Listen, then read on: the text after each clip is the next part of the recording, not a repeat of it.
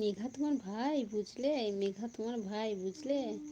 না, আমি ভাই হতে চাই না। আমি সবাইকে আর যদি সবাই আর যদি ভাই হয় তাহলে বিয়েটা কাকে করব?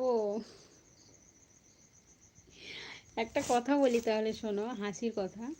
একবার এই আমরা প্রতি বছর এই যে শ্রাবণ মাসটা হয় না, তারাপীঠ যাই, তারাপীঠে জল নিয়ে আসি, জল ঢালি। আমাদের একটা মন্দির আছে এখানে, দিয়ে এবার হাঁটার সময় তো অনেক ছেলে অনেক ভাই সবার সাথে দেখা হয়। এবার আমরা আস্তে আস্তে বলছি, ভাই আমাদের সাথে কথা বলছে, আমি যে ভাই বলো, তাই বলছে। মানে আরও দুটো বোন আছে, তাদের সাথে কথা বলছে, দিয়ে বলছে, কি বলছো দাদা বলো। বলছে, আর বাবা, এই যে আমার বাবা এই দেশে কত যে বিয়ে করেছে তার কোনো ঠিক নেই।